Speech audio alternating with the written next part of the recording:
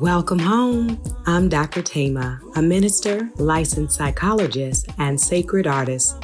And this is Homecoming, a podcast to facilitate your journey home to yourself. While I will provide weekly inspiration and mental health tips, this podcast is not the same as personalized therapy. I'm so excited you're on the journey.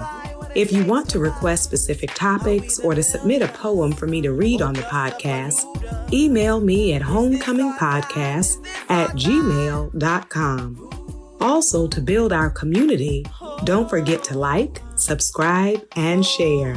Let's begin. Welcome home, Cojourners. I'm glad you're here for another episode, and I'm appreciative we have a poem this week from Gina Destry. And Gina's poem is entitled, I Just Am, a Full Moon Surrendering. Under tonight's full moon, I surrender viewing myself. I refuse any feelings of being less than, incapable, habitual in a negative sense, as even having identity. I surrender my lack of change and my belief that I will always struggle with the same things. I surrender my backbone. I surrender judging myself through any lens. I just am. I call forth love, pure love, for myself and others, allowing my journey to evolve with an open mind. I just am. And as my path will cross others, I give and receive without judgment, with acceptance and trust in the guidance I receive on each path I find myself on. I revel in the freedom of removing all lenses I have looked at myself through, and forgive myself for the judgments I have passed upon myself. I love me. And I call that forth in my evolutionary pathway and journey on earth and spiritually. Yes, Gina, thank you so much for your poem. As we release our judgments of ourselves, all of the shoulds that can lock us in a box of shame, of condemnation, of self-rejection, and we really get to that place of simplicity, of being, not so much doing, pursuing, chasing, trying, striving to get anywhere and to be anything besides who we are, but to really embrace ourselves, to forgive ourselves, and as you end the poem, to love ourselves. Yes? And this is in such alignment with today's topic. And the topic on today is purpose without parenthood. Purpose without parenthood. And I received this request from a listener who was dealing with the heartache and grief of having wanted to be a parent and it not working out. So the relationship's not working out, and then feeling that she is at an age where it is not likely, and trying to determine how can you have a fulfilled life? How can you have a life of purpose if it does not include being a parent? And so I want to really frame it from the standpoint of the question, simply because I know there are some of you who may be listening who are not parents and do not desire to be a parent. And so for you, it's not a question, right? Of what can life look like without children, because it's not something you wanted. But I really want to center in today's episode for those who desired it, right? Who that was the picture you had of your life. And I know many times we create these timelines when you're growing up of, the age you're going to be when this happened, when that happens, when you believe you'll get married, when you believe you'll have children, how many children you think you're going to have. For some of you, you may have even had names picked out or ideas about what that role would look like, what your life would look like.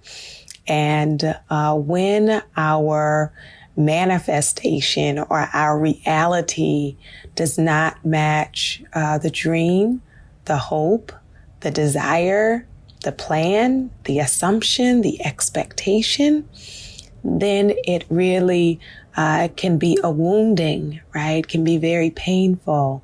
And so before we jump into purpose and, getting busy with creating the life that you want to create, I want to invite us to have permission to grieve, right? To grieve the loss of what never was, to grieve the loss of dreams, to grieve the loss of hope, to grieve the loss of time. And I should name additionally, while some people, parenthood didn't happen because you wanted it to be in the context of relationship and the relationship didn't happen, I want to name also, there are those who may be listening who the reason it didn't happen was because of fertility difficulties, infertility. And I want to name the disappointment. I want to name, for some, the depression. I want to name the anger, the frustration, the grief, the deep feeling of longing, of desire. And for those who have had miscarriages, sometimes multiple miscarriages, the deep grief, and also the deep sense of it all being unfair, right? Because, most of us, many of us know people who didn't want to have children that had children. And so when it was or is a desire of yours, and that is not happening, really feeling how unfair, right? How unfair it is that you desired what has not come about. And so I wonder if you have had space and permission to grieve. I wonder if you have had space and permission to feel and speak and share your outrage, your disappointment, your frustration. And if you can give yourself the space, the emotional space, the time, the permission to honor truth. And your truth is important. Sometimes we can think for cultural reasons or religious reasons that we are not allowed to have despair or that we cannot admit it to others or even to ourselves. Sometimes it can be our own personality or our trauma history or our socialization, the messages that we received growing up that said, either if you can't do anything about it, then just get over it or keep trying, right? And so many people find themselves in the busyness of trying or in the busyness of trying to stay distracted or trying to prove to yourself and to others that it didn't matter anyway or that it doesn't matter. And I want to name that your disappointment matters and that the desire that you had for family life in that way, for parenthood, is an understandable, a beautiful desire to have. And so your tears matter and your journey, your journey through this process over the years, whatever these years have looked like for you, whether looking for love or trying to bring pregnancy to term, whatever this process has been for you, to really take that in and to reflect on the loss, right? The loss. And I invite you to take an inhale in through the nose, exhale out through the mouth. So we come to this question of purpose, of fulfillment, even coexisting with disappointment, right? So I want to name how we can think about shaping a life that has purpose and fulfillment. And I want to name that one doesn't necessarily erase the other. It's not that you will never have the longing again, or that you will just forget all about your grief or disappointment. And yet you can have a life that has joy in it, a life that has connection in it, a life that has purpose in it. That is possible. That is possible for you. So as you begin to think about your life going forward, I invite you to consider, what are the stories you have told yourself about yourself? And perhaps even, what are the stories that your community, that your family, that society has fed you as it relates to you not having children? And to push back on those lies, those myths, those assumptions about your worthiness, about the importance and significance of your life. And so as we build a life, we also have to think about what we need to dismantle, what we need to reject, what we need to release in terms of our ideas about who we are. Now, I am very much aware that we don't exist in a vacuum. And so there are people around you who will have negative opinions about you, or who will devalue you, both in their thoughts. And some people will actually even make statements about your age and about you not having children, whether you are with a partner or not. And I do not take it lightly, the labor that can be involved in trying to resist all of those messages. And I invite you to be intentional in your friendships, in your circle, in who you spend time with, to be in the presence of people who actually see and celebrate you. If you are surrounded by people who define and decide upon worthiness based on checking off these boxes, including parenthood, then it will be even more of a struggle for you to hold on to truth. And so I invite you to reflect on not only what are the stories that you have told yourself, but also what is the supportiveness or lack of support that you receive from those around you. Yes. And the reality is you are enough. The reality is that you are whole. The reality is that you are sacred. The reality is that there is meaning and purpose for your life. And there are times in which you may have received the message or even thought yourself that, the purpose or meaning of life is to pass down what you know to biological children. And so when you do not have that, then you may then falsely conclude that my life is meaningless or purposeless.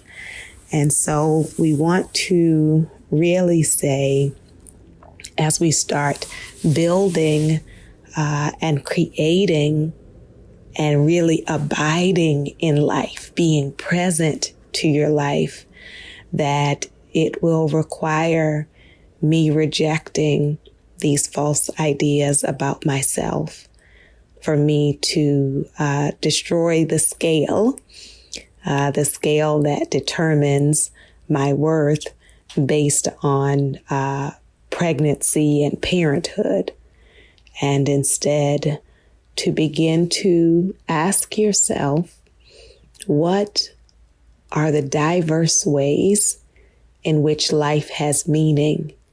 And then more specifically to you, what will give your life meaning, right? Instead of focusing on what I will not have or what I do not have, what are the things that are in the realm of possibility, gift, skill, opportunity for me to create a life that I enjoy, that I appreciate, that I see the value in. Yes? And so as you begin to think about meaning and purpose, to really think broadly, and what can help you to start expanding your ideas is to think about people, famous and unknown, or people you know personally and people who you witness publicly who are not parents, and to look at the diversity of ways people live their lives, the rich range that is available for these years that we have, and the different ways that people utilize their time and their resources in order to have a sense of meaning and purpose, that there are numerous possibilities that are all around you, right? And so sometimes you have this idea in your mind that someone who does not have children must be lonely and miserable and bored, or that they just must be selfish or materialistic or whatever these myths are, these false stories are, to take a look actually at what do you see around you? You know, what do you see? Sometimes we feel like we're the only one, right? That you're the only one in your circumstance. But there are many, many people who live full lives and have not had children. So to begin to recognize that you are a part of a community. I know when you are longing for children, it can feel like everybody around you has children, right? That everybody is pregnant, that everybody is living the life that you wanted. And yes, we acknowledge there are people who are living close to what you had imagined for yourself. And I invite you to shift your attention, to broaden your attention, to really attend to people who are living full lives and who did not become parents. As we think about that, I want to give you a word that we use in psychology, generativity. And so what do you generate with your life? What do you create with your life? And so for some people, what they are creating with their lives are the children they have and the children they mold and shape and nourish. And that is in some ways their gift going into the future that will outlast them, that will be here beyond them in the physical, right? But that is not the only way to have generativity. That is not the only way to pass down aspects of yourself going forward into the future. And so there are so many ways that we can give of ourselves. It may be with your creativity, that our art outlasts us, our art lives on, our writing, and that can be as formal as writing a book. It can be our journaling. It can be our posting, that what we write, what we create, is a gift that we give. And also, as we think about the many children who are around us who are desiring affirmation. Now, I don't say that to say it is a substitute, right? It's not, well, just do this, right? Or just, for some people, the path will be becoming a foster parent or adopting or even being in relationship with people who have children and then taking on that role. For others, it may be mentoring, being an auntie, showing up in people's lives in ways that are transformative. And I invite you to think about, outside of your biological parents, who were the adults that made a difference in your life. It may have been a neighbor, a teacher, someone in the community, a coach.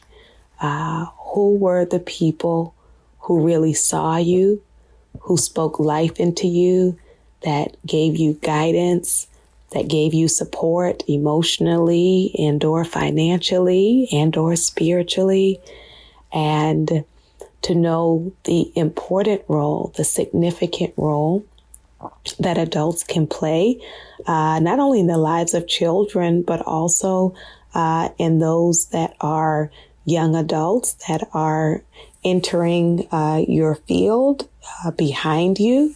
And so to think about, what is the knowledge I have for my lived experience, and how might I share that, right? How might I share that with others? And we also consider the ways in which our nourishing of ourselves and our healing of our wounds, and the term that some of us have used, which is reparenting, can also be an important part of purpose and meaning, right? That if your purpose in being here is to be whole and to fully realize and fully utilize all of the various aspects of yourself, then the gift that I am giving to the world is my free, liberated, whole, authentic self, right? That when I show up and when you show up in the fullness of who you are, that is a gift, right? And nobody else can do that. Nobody else can be you, that you are uniquely, beautifully made.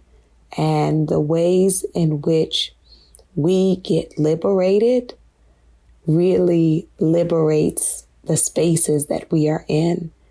And so your free self, your healing and healed self, your transformed self, your nourished and nurtured self can actually be your generativity, right? So before I was talking about like products, what you might create, right? With your business, with your creativity, what you design, what you put out in the world, right? And then I was talking about the ways you can give of yourself to other people, whether to children or to adults. That is another way of generativity.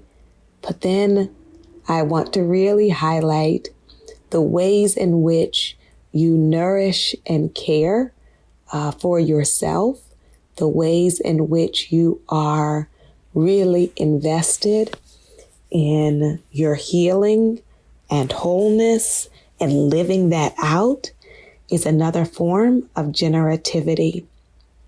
And then I want to name the ways in which we can commit significant parts of our lives, time and resources to the issues that we care about, right?